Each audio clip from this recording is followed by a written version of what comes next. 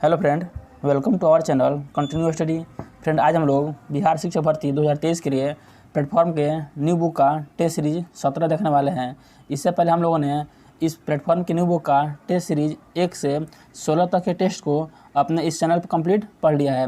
अगर आपने हमारा 1 से 16 तक का टेस्ट सीरीज नहीं देखा है तो आप हमारे चैनल के प्लेलिस्ट में जाकर देख सकते हैं। वहाँ आपको 1 से 16 तक का टेस्ट सीरीज मिल जाएगा। आज हम लोग टेस्ट सीरीज 17 देखने वाले हैं। टेस्ट सीरीज शुरू करने से पहले आपसे एक छोटा सा रिक्वेस्ट है, अगर आप हमारे चैनल पर नए हैं या अभी तक आपने हमारे चैनल को सब्सक्राइब नहीं किया है तो ऐसे ही 7 फेज से संबंधित महत्वपूर्ण वीडियो पाने के लिए हमारे चैनल को जरूर सब्सक्राइब करें और वीडियो अच्छा लगा तो लाइक और शेयर करना ना भूलें। तो चलिए आज हम लोग टेस्ट सीरीज 17 देखते हैं। प्रश्न संख्या 41 से समान अध्ययन का प्रश्न है। पहला प्रश्न बोल रहा है, ध्वनि का प्रसारण केवल तभी संभव है जब डैश डैश हो। तो ध्वनि का गमन केवल तभी संभव है जब माध्यम हो, यानी ध्वनि सिर्फ माध्यम में ही गति करती है, ध्वनि निर्वात में गति नहीं करती है। तो ऑप्शन डी इसका सही उत्तर हो जाएगा, माध्यम में ध्वनि गति करती है। अगला प्रश्न है, किसी आवेशित निकाय द्वारा किसी अन्य आवेशित निकाय पर लगाए गए बल को क्या कहते हैं। तो किसी आवेशित निकाय द्वारा किसी अन्य आवेशित निकाय पर जब बल लगाया जाता है तो उस बल को विद्युत स्थितिक बल कहते हैं। ऑप्शन सी इसका सही उत्तर हो जाएगा। निम्नलिखित में से कौन से युग्म की इकाइयाँ समान हैं। तो कार्य और जूल दोनों की इकाई, कार्य और ऊर्जा दोनों की इकाई जूल होती है, दोनों की इकाई जूल होती है। तो इसका इकाई क्या है, समान है, और दोनों क्या है, अदिश राशि है। तो इसका सही उत्तर हो जाएगा ऑप्शन ए, कार्य और जूल दोनों की इकाई, कार्य और ऊर्जा दोनों की इकाई समान होती है।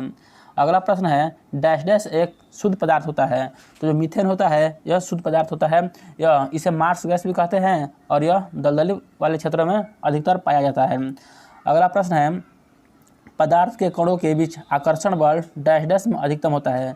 तो पदार्थ के जो कण होते हैं उनमें आकर्षण बल सबसे अधिक ठोस जो पदार्थ होते हैं उनमें होता है। तो यहाँ पे 4 ऑप्शन दिया हुआ है। ए में दिया है तांबा, अल्कोहल, जल और वायु। तो सबसे इसमें ठोस हो जाएगा तांबे की छड़। तो इसका सही उत्तर हो जाएगा तांबे की छड़, ऑप्शन ए। तांबे की छड़ में क्या होगा, कणों के बीच का आकर्षण बल सर्वाधिक होगा।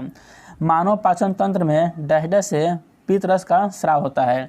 तो मानव पाचन तंत्र में यकृत से क्या होता है, पीत रस का स्राव होता है। तो ऑप्शन डी इसका सही उत्तर हो जाएगा, यकृत। निम्नलिखित में से कौन से पौधे में आवरण रहित बीज पाए जाते हैं। तो बिना आवरण के यानी आवरण रहित बीज जो होते हैं वह देवदार के पौधा में पाया जाता है। तो ऑप्शन बी, देवदार इसका सही उत्तर हो जाएगा। नेत्र में प्रवेश करने वाले प्रकाश की मात्रा को किसके द्वारा नियंत्रित किया जाता है। तो जब नेत्र में प्रकाश की मात्रा प्रवेश करती है तो इसको पुतली के द्वारा नियंत्रित किया जाता है। तो ऑप्शन बी इसका सही उत्तर हो जाएगा।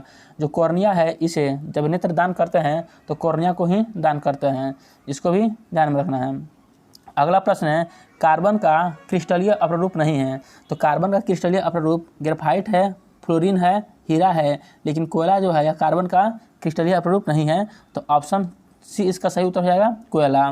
डैश डैश प्राकृतिक में विद्युत धनात्मक है। तो जो धातु होता है वह प्राकृतिक में क्या होता है, विद्युत धनात्मक होता है, जबकि अधातु क्या होता है, यह विद्युत ऋणात्मक होता है। तो ऑप्शन सी इसका सही उत्तर हो जाएगा, धातु। अगला प्रश्न है, निष्क्रिय विलयन का पीएच मान होता है। तो जो विलयन निष्क्रिय होता है यानी उदासीन होता है उसका पीएच मान 7 होता है। 7 से जितना ही कम पीएच मान होगा वह उतना ही अधिक अम्लीय होगा, और 7 से जितना ही अधिक पीएच मान होगा वह उतना ही अधिक क्षारीय होगा। तो इसका सही उत्तर हो जाएगा ऑप्शन बी, 7।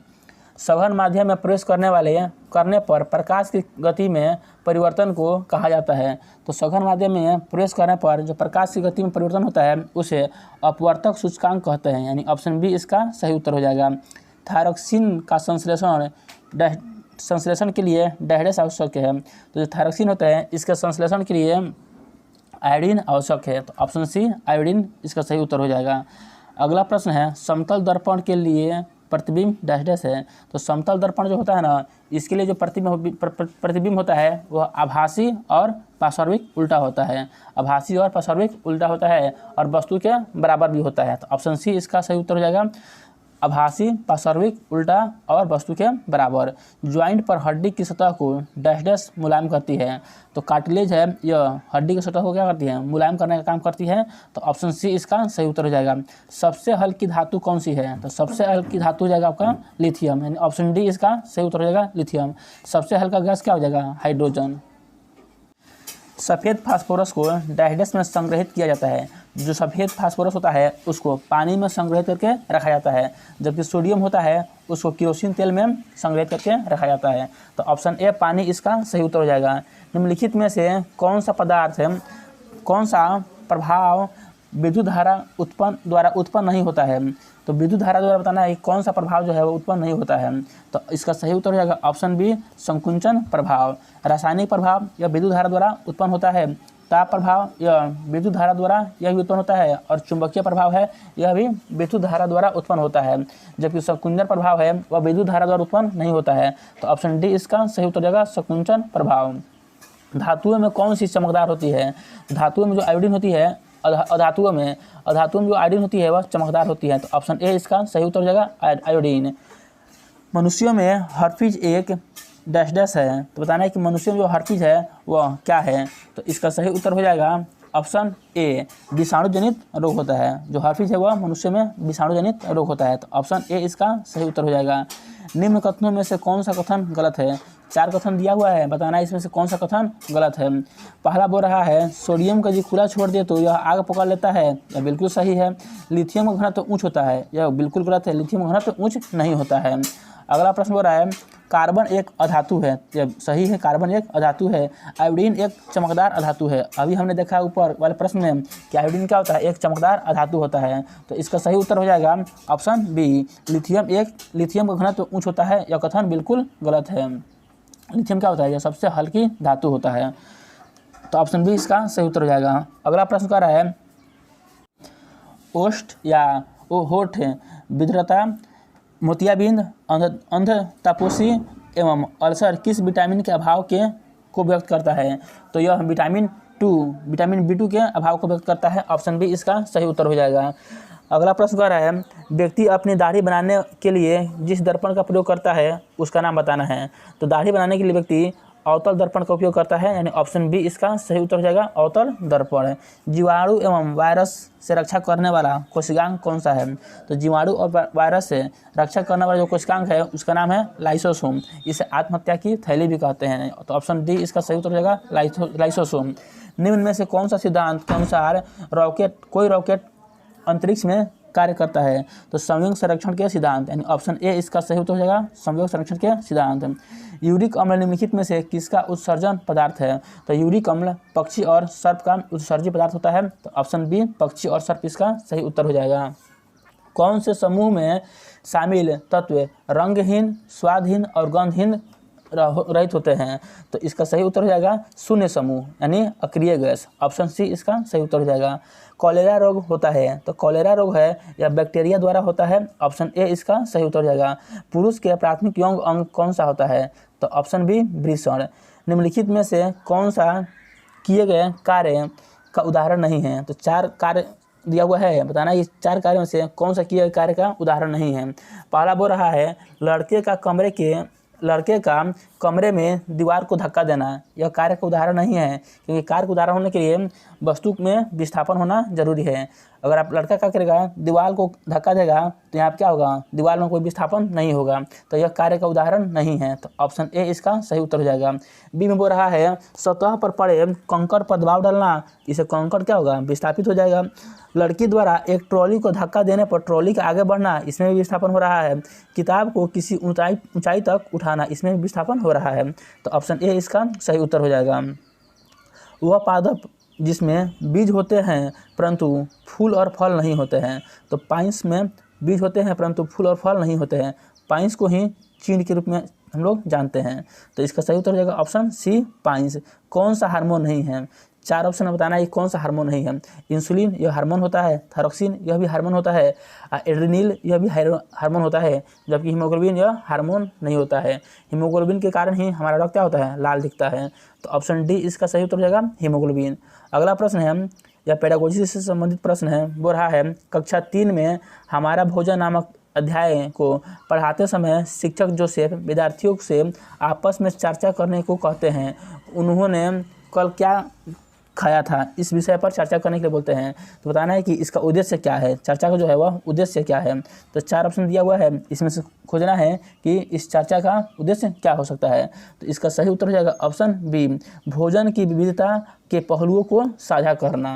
यानी कौन से विद्यार्थी क्या क्या खाया था, तो भोजन की विविधता का पहलू क्या होगा, इससे साझा होगा। तो ऑप्शन बी इसका सही उत्तर हो जाएगा।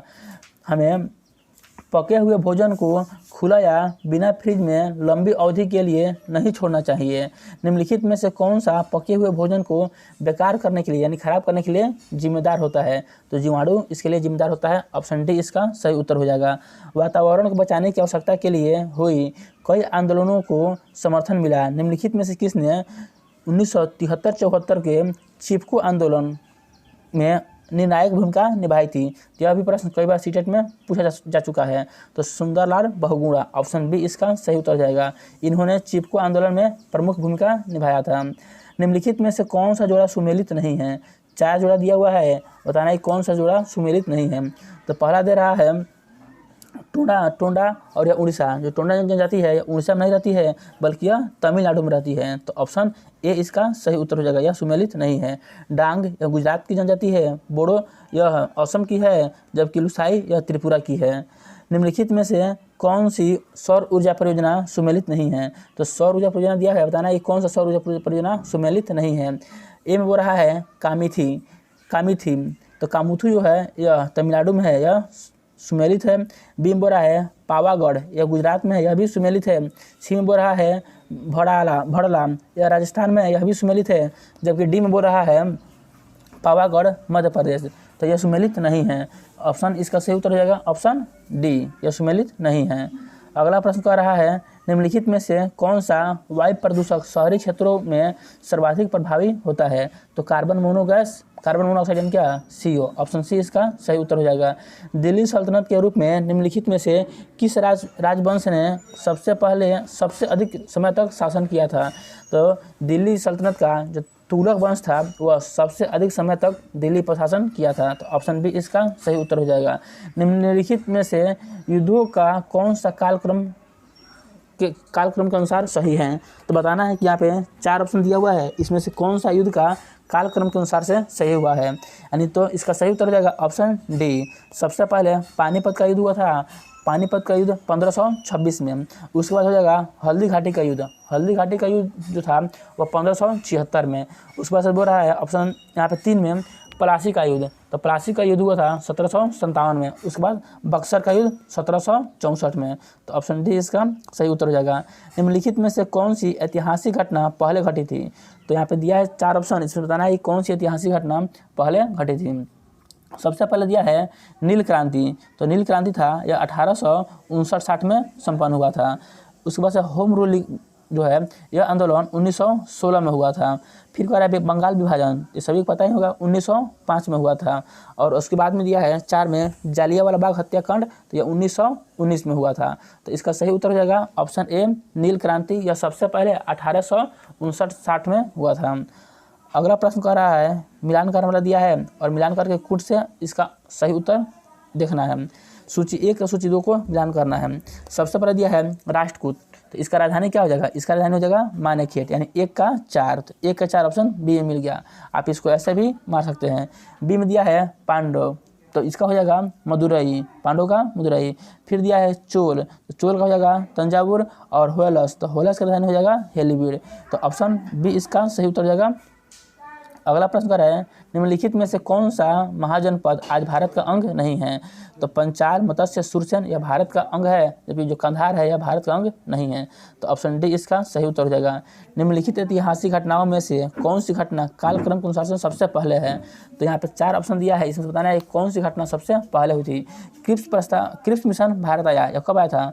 क्रिप्स मिशन भारत 1942 में आया था। क्रिप्स मिशन 1942 में था। होम रूल लीग, तो यह होम रूल लीग आंदोलन अभी मैंने बताया यह 1916 में संपन्न हुआ था। उस पर बोल रहा है गांधी इरविन समझौता, तो गांधी इरविन समझौता 1931 में हुआ था। खिलाफत आंदोलन 1920-22 में हुआ था। तो सबसे पहले 1916 में होम रूल लीग हुआ था। तो ऑप्शन बी इसका सही उत्तर हो जाएगा होम रूल लीग। अगला प्रश्न है, बोल रहा है निम्नलिखित में से कौन सा सुमेलित नहीं है। तो बोल रहा है पहला में सूफीवाद दिव्य प्रेम की केंद्रीयता, सिख पंथ ईश्वर की द्वैता और मानवता समानता, सतपंथ सामाजिक भेदभाव रहित भक्ति संप्रदाय। अब डी में दे रहा है सगुण यानी किसी भी प्रकार की मूर्ति पूजा की अस्वीकृति। तो जो डी है यह सुमेलित नहीं है, बाकी अन्य सभी सुमेलित है। अगला प्रश्न कह रहा है निम्नलिखित में से किस देश के संविधान से समवर्ती सूची का विचार भारतीय संविधान के लिए अपनाया गया है। तो समवर्ती सूची ऑस्ट्रेलिया के संविधान से अपनाया गया है, ऑप्शन सी इसका सही उत्तर हो जाएगा। निम्नलिखित में से कौन सा संविधान संशोधन भू स्तर पंचायती स्तर पर लोकतंत्र प्रदान करता है। तो 73वां संविधान संशोधन, ऑप्शन ए इसका सही उत्तर हो जाएगा। यह पंचायती राज से संबंधित संशोधन है। अगला प्रश्न कह रहा है उच्चतम न्यायालय के न्यायिक पुनर्विचार अधिकार के संबंध में निम्नलिखित में से कौन सा कथन सत्य नहीं है।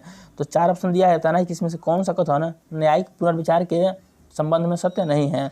तो इसका सही उत्तर हो जाएगा ऑप्शन डी, अपने ही फैसले पर पुनर्विचार और सुधार करने का अधिकार नहीं दे रहा है। तो इसका सही उत्तर हो जाएगा ऑप्शन डी। अगला प्रश्न है निम्नलिखित में से कौन सा अंतर्राज्यीय समिति के अध्यक्ष होते हैं। तो अंतर्राज्यीय समिति के अध्यक्ष भारत के प्रधानमंत्री होते हैं, यानी ऑप्शन सी इसका सही उत्तर हो जाएगा। फिर यहाँ पे दिया है मैच करने के लिए और कुंड से चूज करना सही ऑप्शन। पहला दिया है प्राथमिक, तो प्राथमिक से क्या संबंधित है। तो प्राथमिक हो जाएगा कच्चे माल एवं का निष्कर्षण, एक हो जाएगा। उसके बाद दिया है पंचक, तो पंचक से हो जाएगा उच्च स्तरीय निर्णय, 4 से मैच करेगा। फिर दिया तृतीय क्षेत्र, तो तृतीय क्षेत्र में सेवाएं आते हैं, तृतीय क्षेत्र में सेवाएं हो जाएगा और द्वितीय क्षेत्र में हो जाएगा आपका निर्माण। तो ऑप्शन देखेंगे तो ऑप्शन बी इसका सही हो जाएगा, 3, 4, 2 और 1। अगला प्रश्न कह रहा है इनमें से किसने दूरगामी आर्थिक सुधारों को शुरू किया था। तो पीवी नरसिम्हा राव ने, ऑप्शन सी इसका सही हो जाएगा। फ्रांस की क्रांति के समय यानी 1789 में वहाँ का राजा कौन था। तो लुई 16वां, ऑप्शन बी इसका सही उत्तर हो जाएगा, लुई 16वां। निम्नलिखित में से किस राज्य की सीमा 3 पड़ोसी देशों से मिलती है। तो पश्चिम बंगाल की जो सीमा है वह 3 पड़ोसी देशों से मिलती है। तो ऑप्शन सी इसका सही उत्तर हो जाएगा। निम्नलिखित में से भारत का कौन सा प्रमुख बंदरगाह दीनदयाल बंदरगाह के नाम से जाना जाता है। तो कांडला बंदरगाह का नाम दीनदयाल बंदरगाह हो गया है। निम्नलिखित में से कौन सा संरक्षित जैव छत्तीसगढ़ राज्य जैव मंडल जो है वो छत्तीसगढ़ राज्य में है। तो अचन कमार, ऑप्शन ए इसका सही उत्तर जाएगा, यह छत्तीसगढ़ राज्य में है। वर्साई की संधि ने किस देश का मानचित्र बदल दिया। तो वर्साई की संधि ने यूरोप का मानचित्र बदल दिया, यानी ऑप्शन डी इसका सही उत्तर हो जाएगा। यहाँ पे फिर दिया है कुंट 1 और कुंट 2, इसको सम्मिलित करना है। एक तरफ दिया है समाचार पत्र और दूसरी तरफ दिया है इसको प्रारंभ करने वाले व्यक्ति। तो सबसे पहला समाचार पत्र दिया है बॉम्बे क्रॉनिकल, तो इसको फिरोज शाह मेहता ने प्रारंभ किया था। कॉमनवेल्थ इसको एनी बेसेंट ने प्रारंभ किया था। लीडर इसको मदन मोहन मालवीय ने प्रारंभ किया था और सर्च लाइट इसको सचिदानंद सिन्हा ने प्रारंभ किया था। तो इसका मैच हो जाएगा, कुंट देखेंगे तो कुंट इसका हो जाएगा ऑप्शन सी, 3, 1, 2 और 4। अगला प्रश्न है शिवाजी के गुरु का नाम क्या था। तो शिवाजी के जो गुरु थे उनका नाम था रामदास, ऑप्शन ए। बिहार में होम रूल आंदोलन के संस्थापक थे मौलाना मजहरुल हक, ऑप्शन बी। बिहार के अधिकांश क्षेत्र में कौन सी मिट्टी पाई जाती है, कौन सी मिट्टी आच्छादित है। तो कछारी मिट्टी, यानी ऑप्शन बी इसका सही उत्तर हो जाएगा। भारत के राज्यों में जूट उत्पादन की दृष्टि से बिहार का स्थान क्या है। तो बिहार का स्थान जूट उत्पादन में तीसरा है, जबकि पहला स्थान पश्चिम बंगाल का है। और पूछेगा बिहार का कौन सा जिला सबसे अधिक जूट उत्पादन करता है, तो इसका सही उत्तर हो जाएगा पूर्णिया। ऑप्शन यहाँ पर नहीं दिया है लेकिन पूर्णिया इसका सही उत्तर हो जाएगा। अगला प्रश्न है भारतीय संविधान का कौन सा अनुच्छेद अंतर्राज्यीय नदी जल विवाद से संबंधित है। तो अनुच्छेद 262 जो है वह अंतर्राज्यीय जल नदी विवाद से संबंधित है। रामकृष्ण मिशन की स्थापना किसने की थी। तो स्वामी विवेकानंद ने रामकृष्ण मिशन की स्थापना की थी। इनका बचपन का नाम था नरेंद्र दत्त, ऑप्शन बी इसका सही उत्तर हो जाएगा। राजा राम मोहन राय द्वारा स्थापित प्रथम संस्था थी। तो राजा राम मोहन राय द्वारा स्थापित जो प्रथम संस्था थी वह आत्मीय सभा हो जाएगा, ऑप्शन बी इसका सही उत्तर हो जाएगा, आत्मीय सभा। बिहार में किस प्रकार के उद्योगों की प्रत्याशा एवं संभावनाएं हैं। तो बिहार में कृषि आधारित उद्योग जो है इसकी संभावनाएं और प्रत्याशा बहुत अधिक है, यानी ऑप्शन डी इसका सही उत्तर हो जाएगा। बिहार में सबसे पुरानी नहर कौन सी है? तो बिहार की सबसे पुरानी नहर हो जाएगा सोन नहर, ऑप्शन ए इसका सही उत्तर हो जाएगा। निम्नलिखित संविधान की भारतीय संविधान की 11वीं अनुसूची में पंचायतों के लिए कुल कितने विषय निर्धारित किए गए हैं? तो जो भारतीय संविधान का 11वीं अनुसूची है इसमें पंचायतों के लिए कुल 29 विषय निर्धारित किए गए हैं। तो ऑप्शन सी 29 इसका सही उत्तर हो जाएगा। डैश का मतलब है कि सर्वोच्च न्यायालय मामले और उसमें शामिल कानून मुद्दे पर विचार करेगा। तो रीट संबंधी अधिकार का मतलब ये होता है। तो ऑप्शन बी इसका सही उत्तर हो जाएगा, रीट संबंधी अधिकार। 2011 की जनगणना के अनुसार भारत की कुल जनसंख्या में नगरीय जनसंख्या का प्रतिशत लगभग कितना था? तो भारत की कुल जनसंख्या में जो नगरीय जनसंख्या का प्रतिशत था वह 31% था। तो ऑप्शन बी इसका सही उत्तर हो जाएगा, 31%। अगला प्रश्न है, इक्वाडोर की चिम्बाराओ ज्वालामुखी निम्न में से किस श्रेणी में आता है? तो यह शांत ज्वालामुखी की श्रेणी में आता है, ऑप्शन ए इसका सही उत्तर हो जाएगा। स्टेलेक्टाइड स्थलाकृति का निर्माण किसके द्वारा होता है? तो इस स्थलाकृति का निर्माण भूमिगत जल द्वारा होता है, यानी ऑप्शन बी इसका सही उत्तर हो जाएगा। वार ऑफ लंका के लेखक कौन है? तो वार ऑफ लंका जो पुस्तक है इसके लेखक अमीश त्रिपाठी हो जाएंगे, ऑप्शन ए इसका सही उत्तर हो जाएगा। और फ्रेंड यहाँ से जो प्रश्न आ रहे हैं वो करंट अफेयर से संबंधित प्रश्न हैं। जनवरी 2023 में ताड़ के पत्तों की पांडुलिपियों का दुनिया का पहला संग्रहालय कौन सा राज्य में बनाया गया है? तो ताड़ के पत्तियों का दुनिया का पहला संग्रहालय केरल में स्थापित किया गया है, ऑप्शन डी इसका सही उत्तर हो जाएगा। जनवरी 2023 में अमेरिका में भारतीय मूल की पहली महिला सिख न्यायाधीश कौन बनी है? तो मनप्रीत मोनिका सिंह, ऑप्शन डी इसका सही उत्तर हो जाएगा। 14 फरवरी 2023 को किस खिलाड़ी ने रांची में national open race walking championship में खिताब जीतकर राष्ट्रीय पुरुषों को 20 किलोमीटर पैदल चलकर रिकॉर्ड बनाया? तो पायल ने, ऑप्शन बी इसका सही उत्तर हो जाएगा। 16 जनवरी से 14 फरवरी 2023 तक संयुक्त अभ्यास तर्कस का छठा संस्करण कहाँ पे संपन्न हुआ? तो तर्कस का छठा जो संस्करण है यह चेन्नई में संपन्न हुआ है, यानी ऑप्शन सी इसका सही उत्तर हो जाएगा। 15 से 30 मार्च 2023 तक सी ड्रैगन एक्सरसाइज 2023 किन देशों के बीच में हुआ? तो यह भारत और अमेरिका के बीच में संपन्न हुआ है, ऑप्शन बी इसका सही उत्तर हो जाएगा, भारत और अमेरिका। अगला प्रश्न है, भारत के चुनाव आयोग ने 10 अप्रैल 2023 को किस राजनीतिक दल को राष्ट्रीय पार्टी का दर्जा दिया? तो आम आदमी पार्टी को राष्ट्रीय पार्टी का दर्जा दिया गया है, ऑप्शन डी इसका सही उत्तर हो जाएगा। और फ्रेंड आज के इस सेशन का अंतिम प्रश्न का रहा है, विश्व होम्योपैथी दिवस हर साल कब मनाया जाता है? तो 10 अप्रैल को, ऑप्शन बी इसका सही उत्तर हो जाएगा। तो फ्रेंड यही आज के टेस्ट सीरीज 17 का 80 अति महत्वपूर्ण प्रश्न था। अब हम लोग इसके टेस्ट सीरीज 18 कल देखेंगे। इससे हम लोग टेस्ट सीरीज 18 कल देखने वाले हैं। अगर वीडियो आपको अच्छा लगा तो इसे लाइक करें, शेयर करें, और अभी तक आपने हमारे वीडियो को सब्सक्राइब नहीं किया है तो इसे ज़रूर सब्सक्राइब करें। तो चलिए हम लोग मिलते हैं इसके टेस्ट सीरीज 18 में, तब तक के लिए जय हिंद।